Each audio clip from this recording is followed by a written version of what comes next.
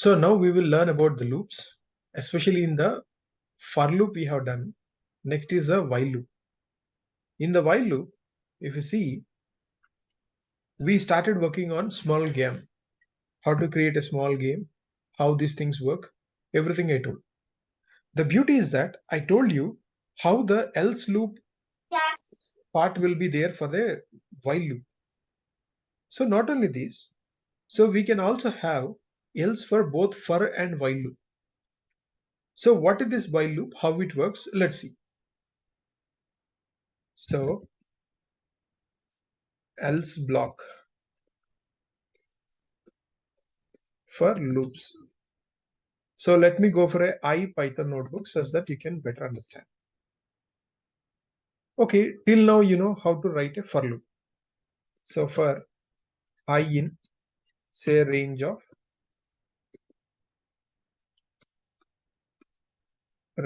say 5, print I. If I do that, it will print the same for 5 times and you will see the output, right? And for the same for loop, I write a else condition. You know till now, so in any language where you worked, if there is an if block, if the if condition is satisfied, else will not execute. If the else block is not executed, then else block will execute. That's how you know. So else in a for loop and a while loop is different slightly. Here I'm saying that all loops were executed. Now you see what will happen. Same old for 0 to 4 and after that all loops executed. Sir, means like if all the for loop was executed, then it will not do. So in which cases it won't do means there is something called as a keywords like break, pass and keyword. I will tell you. Let's say if I do like, I equal to say 2 or 3 something, I want to do a break. You see now, I added this one condition for you to understand. So the moment I added, did you see what happened? Maybe for you to understand, I will tell like next statement, okay? So next statement I am doing means like after this if else block, it's a separate statement. Now if you execute, what will happen? The next statement is executing, but all for loops is not executing, right? The else block. Now two things you understood in this statement. There is a break is a keyword. The moment it is encountered, it will not execute the loop further. It will break out of the loop, right? And as it is scheduled to run for like 5 times, but it didn't do completely. So that's why else block is not executing. Hope it's clear. So not only this, there is another way of doing the things, like stopping the things. Say, if you want to not completely break, but if you want to pause, maybe like skip a loop, particular loop, maybe like whenever, say even numbers you don't want, right? So in that case, you want to do, say, so I percentile equal to 0. In this case, instead of break, I want to say like continue. Means whenever there were a even, you want to like skip. Did you see what happened now? You got 1, 3, but you didn't get like 5. Maybe if you go for a bigger numbers, you can see better, right? Say if I go for in the numbers of 10, then you can better understand. You see what happened? So wherever this condition is encountered, for even numbers it will happen, right? So only see the even numbers are not printed. The point is simple. Once a continue is encountered, it will not execute the remaining lines in the current loop, but it will go again to the next loop and execute it. Is it clear, everyone? So ask me if you have any doubt. And in this case, see here, all loops were executed is executing, right? Means else block is executing. Means if you skip also, else block will execute. But if you completely break, that's where it will not execute. Now, So you understood the concept of else block. If everything scheduled was executed, then else block will execute. Now you understood also the difference between break and continue. Continue when encountered, it will skip the current loop execution from there and again start from the next loop. So whereas break, when it encountered, it completely breaks out of the loop. Similarly, based upon these two, there is one more thing called as pass. This is something interesting. You might have seen the break and continue in other languages also. But some pass is something very interesting in Python. You don't see in other languages. Maybe most of the languages don't have it. So what is this? Pass is like literally nothing. So whether you have that condition or you don't have the condition, it makes no difference. Say if I commented, I have had these values, right? If I say commented these values and if I executed, you will not notice an iota of difference. Then what is the point of having the pass, sir? So pass is like a to-do. Pass, it's like a to-do. Say whenever like you want to have a condition. So you don't know, like, someone tells you in Arctic that, we need to have a condition, but in that condition, what to do, we don't know at this moment. For the syntax to be perfect, we need to have a pass statement. Or like if you want to create an empty function. So my function, my func, I do a pass. Or like, I create class, my class. I don't know what to do. I write a function like this. So if I do a condition, if so 12 greater than 13 or something, I write pass. Means like I want the syntax to be present, but I don't know what to do within it. So means it literally means that nothing will happen. Just the syntax will be there. That's it. In developers language, we call it as a to do. Hope is it clear? Now, so now in this program, you understood about for loop, what is an else for it, so while loop and all these things. Now I can repeat the same thing for a while loop also. So if I do the same thing for a while loop, you can notice the same. Okay. So while loop, how we do? I equal to 0. So while I less than say some 10, the same old thing, and I is equal to 1. Increment or decrement you should do based upon what you want. You started from 0, you want to go till 10, means what? You need to progress, means you need to increment. If you are starting from 10 and you want to go to 0, then obviously you should decrement, right? That's what. So in this process, you can do a print. Either you can print in the before or after. Either way is fine, right? So you understood this is a typical for loop. So okay, now for this for loop, I want to add the while. So else, sorry, else. So print of all loops executed. All loops executed. Now you see what will happen. All loops are executed. Statement was done. Means as per the schedule, we have done everything. Now going further. Say maybe like it would be better if I place in the same thing out before also, it will execute. See, first you are printing and then incrementing. And similarly, same thing happens. First incrementing, so then like executing, right? This is clear. Now, for this, I will write an if condition of while and else and pass everything. So first I will start with break. So if I equal to say 3, I am doing a break. So this is what you expect, right?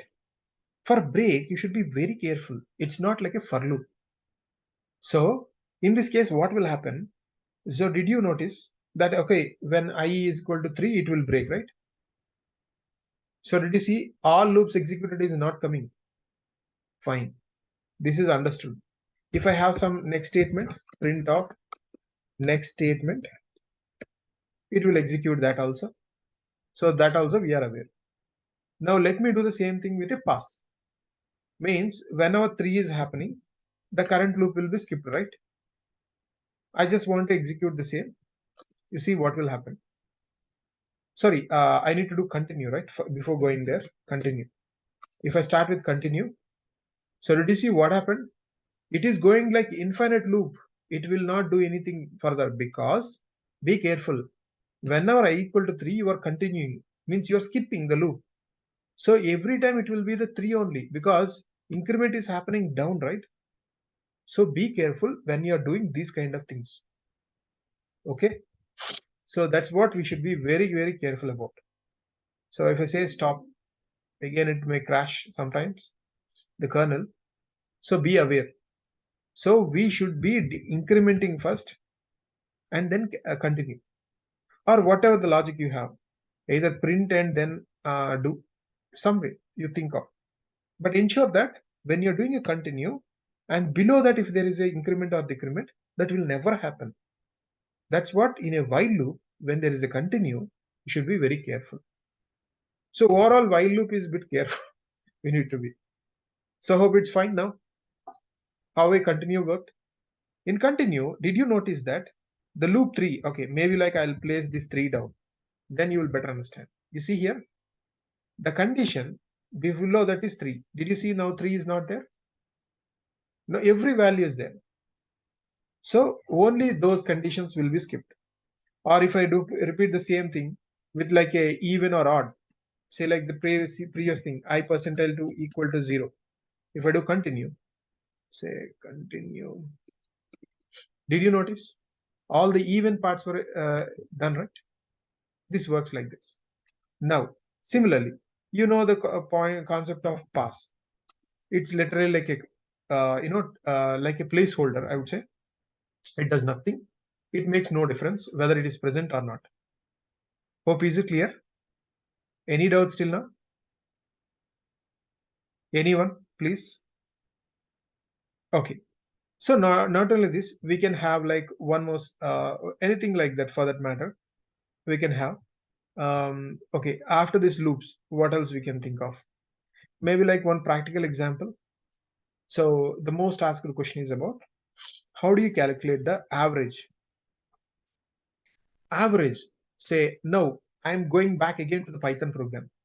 See, I'm continuously toggling between the IPython notebooks and Python such that you will know the concept, you know the practicality. So how do you write a small program? So shebang line is not mandatory, but it's up to you whether you want to add. Say first line is about the purpose, so that for that people who are coming to your program can understand. So how do you calculate the average of all the values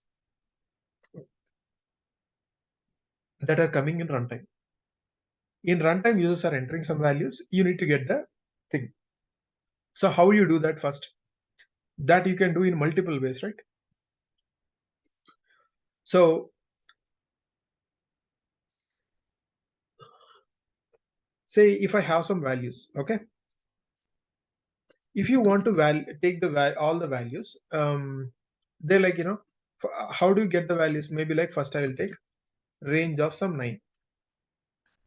How to get the values for I in range of 9, right? You can do like this and you can print it. Okay. Now if you see, if I print these values, you can get it. So I need to go to the directory where it is present 0, 9 CLS and Python F so and so. If I do, so same like the first one. So if I do, now you get all the 0 through 8. Range will start from the 0th position. If you don't give anything default starting position is 0. From there till the end means it will go till 9, but doesn't include 9. And it is printing all the numbers. What do you mean by sum and average? There are two things, right? Summation. If I do summation means instead of like printing the values, I take summation is 0. And in every time, so I will take like, summation plus equal to I, right? Observe. So, and like how many numbers you have, you don't know that number, right? So total count. total count is equal to again 0. How do you get the total count? Every time you get into the loop, you do plus equal to 1. Hope you are understanding what I'm trying to do. So every time when you're doing the loop, you are getting the total count like this and summation also. Now finally, after doing all those things, you get a value, right? So I do a else. Why a for loop for the else? Because after doing all computation only, I want to get the final. So what is the average? Average is, this is F strings. F strings. What do you mean by average? Average is a computation. Means total summation divided by, so total values. Don't you think the same? In F strings, we can do computations also, right? I did it. See, after printing all the values, the average is 4.0. Is it clear? Now we can do the things in a better way also. So we can have something which can do for us also. Maybe like how we can do. Instead of like getting the total counts every time. So total count we have using a total length built-in function. Hope you remember length built-in function. So we don't need these things. So then how? So you can say length of the range of 9. Instead, like, if you take to a variable, so that would be better, right? Say values is equal to like this, and you do it. So values equal to range values. Now it's good, right? For the same thing, whatever you got, you are getting values. I'm just giving a step-by-step way so that you can understand. The same problem you can achieve in a different. Okay, fine. Now, so I want to get 9 times instead of this 0 to 9 values. I want to get the same values from runtime. How to get runtime? So getting in runtime. In runtime. How to get it? Again, I will do the same thing. So for I in range of say 9, same 9 times, but instead of the user values, I want to get in runtime. So means like value I will take. Say value is equal to input of enter value. Value is equal to. So first I try to get the values and I proceed further. So this is what I am expecting from it. I'll get it and I will proceed. Maybe like this time I'll comment these two so that only 2 sums. It will not include better. Okay. So I want to each time get the value whoever is entered and I want to take the values. And this time I do summation. So and like total is 9, right? Fine. Summation equal to 0. And each time user enters the value, I want to add to it. Summation plus equal to value. What are the user enters that you want to do? Now after doing this, so finally you want to print, right? In the last case, you want to do else. Okay. Maybe like, initially I'm printing summation itself. Summation equal to summation. So this is what you want to print. Observe very, very interesting thing happens now. If you execute, so it is initially processing the first two and it is asking for value. Maybe like I give same 1 1. Oh, it's throwing an error. So what is the reason? It is throwing an error. Did you see unsupported operators, integer and a string? Hope you remember I told whenever you use the input built-in function, the moment you used it, you will get as a string only. When you're trying to add a string to the summation which is already a 0, now what will happen?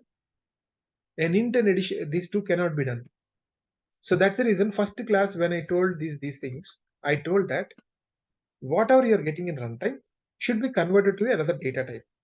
Which data type you are expecting? Integer. So convert to integer. If you pass the int built-in function, then it will work. This time if I say 11, 22, 33, 44, 55, 66, 77, 88, 99. So after giving these many things, I got the value. Fine. So now you got the total value, summation. And you can do the summation by dividing by 9 because you are hard coding the 9. The same thing you can do. Say 9 or like length of that values. You can assign this to something. So how much time you are giving. Like that you can do. It's up to us. So whatever you want. But if you want to implement the same thing in a while loop, then also we can do. Say like attempt is equal to 0. So why every time I should take I only? I can take any variable, right? Attempt is less than 10. So attempt plus equal to 1. If I do every time like this, so if I print it, print of f of, if I do attempt equal to, now you observe carefully.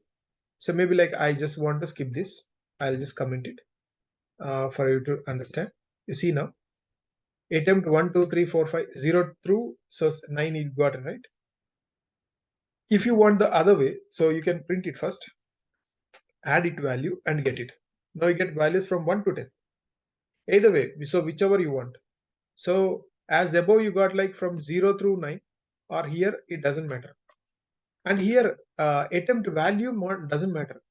Even in the above case, you are not using the value of I. So whenever there is a value, if you are not using, you can replace with an underscore. Means it will take like to the, so memory, that's it. Anytime when you are not using any variable, you can replace with an underscore. If say you are getting a value, but you don't want to use it. So in that place, you place an underscore. So now you got this much attempts. In each attempt, you can get the value and you want to add it. That's what your agenda. So what I'll do, I take these things. I don't want to print this attempt. I'll comment it. Every time user is entering, I want to add to this summation. So I will mark that, summation is equal to 0. And here also like summation plus equal to value. So learnings are same as what we have done earlier, and same like that in the else case you have, so 0 through 9, so means 10 values, right? You get it? So you less than 9 you should make. So 9 means 9 values. Okay. Now if we execute in both the cases, this time I didn't comment it. In first values, like it should give say 1, 2, 2, 3, 3, 4, 4, 5, 5, 6, 6, 7, 7. You got it, right? So in the second one also you can do the same thing.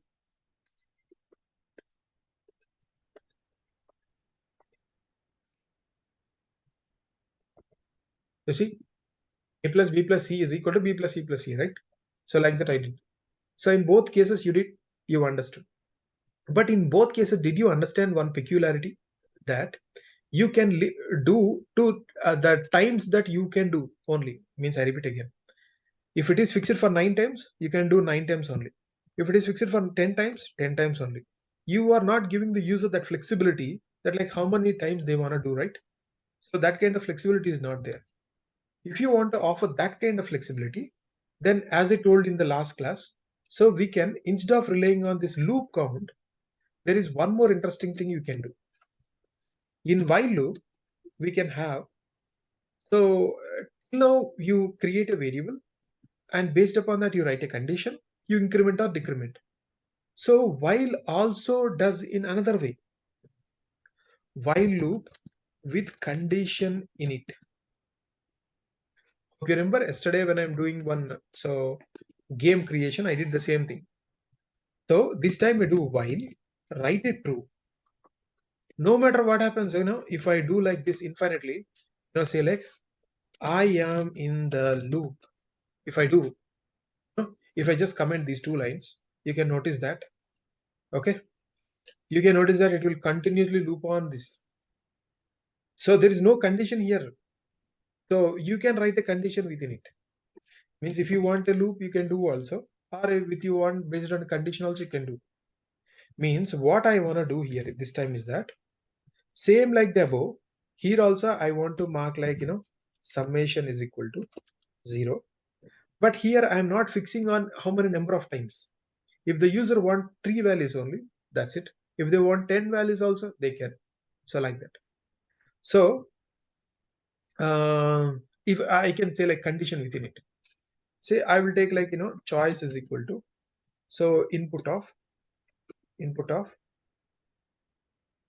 so enter y to continue. So user may enter a capital or lower, say you are checking only for lower. So you can do a lowercase and check. So if choice is not equal to this y as a string, then you want to break it. Is it clear? In this case, it makes no sense for the else go. It will never go, right? See, this is never executed. See, don't you see the color also? What VS Code is showing you in a color in such a way that it is never used. So that's why color is also different. Means whenever the code is having a break, it also means that finally it will come out of it. So there is no specific condition, right? So that's why the else will not make sense in this case. So within that, what you do in this loop, instead of printing, I want to take like what are the value I get. So to a summation, I take the same thing and I do it. You see now, I took the value and I'm adding. But here this time we don't know like when it is coming, right? So here we cannot write. So this condition, so what we can write here itself. Hope you're understanding. So what I'm trying to do. But it is not like 9 times or 10 times. So here we need to know the loop count also. Say loop count is equal to 0. And every time like if it is not doing, it will gonna increase it, right? Maybe like I say loop count plus equal to 1. So what is the loop count? That's the total value, right? Total count. How many times it will happen. Now if I execute this case, you will understand. Maybe like I'll reduce to some 5. It's too big enough. So in 5. If I execute now, you will notice that you see the average. In the first case, I have fixed things of 5 values. So user should give 5 values.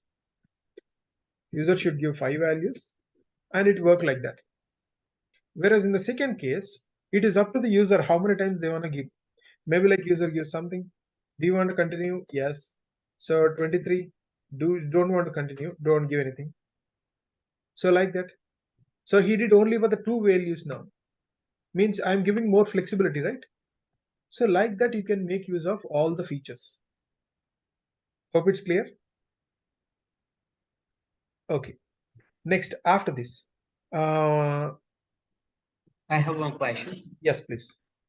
If you can just scroll up, like whole number, there was function where you just change the data type to the integer Yes. after taking the input. Yes. So the same where I am implementing it, I am like getting error something like highlighted or something. I don't know. I Okay. put In the the same last. syntax. Yeah. Okay. It's not a good practice to follow at the moment. So follow it. So in the end we can see. Okay. Okay. Sure. And fine. Like this it works. So in this way. Now going further. So there is one more thing like most commonly you will be asked is about if you are there is something like a two sum, which is like this is like the most commonly asked question. So for you, two sum means like say if you are given a list of values, if you are given a list some values, so you were given some values, say 1 2 3 something, some values were given. In these values we need to add two values such that the result will be equal to add any two value, these two values, any two values, such that the result will be, say, if I take 5 and 8, it will become 8, right? So like that, if I say add any two values such that the result will be equal to 8, and tell me which are the values which are getting added. Now how we can do is like, so this is the most common question asked into, this is something called as a list, which you will learn afterwards. if you have a values like this, and we need to find something which can go in such a way that we can check that the total if you add them, both of them, the result should be 8. So target sum is like 8. Now I need to add values any of these things to get that result. So how to do that is like for so value in values. If I say print of value, I'll get. If I execute it, CLS and Python, so G so and so. Hope you understood. You get all the values like this. So similarly, I want to check in every value with every other value. That's it, right?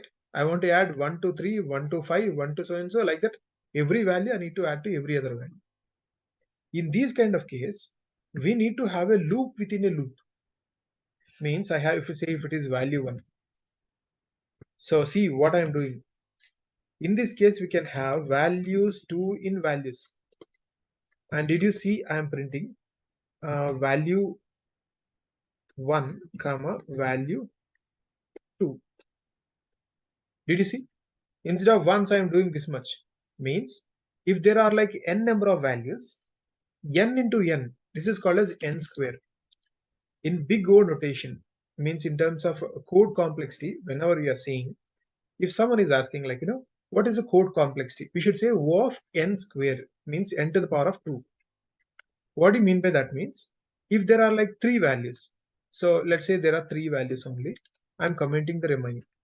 Now if I execute, did you notice what happened? How many times it's executing? For the first value 3 times, second value 3 times, third value 3 times. 3 into 3, 9 times. So if I say only 2 values I have, if I have only 2 values, so then what will happen this time? 4 times it will happen. 2 into 2.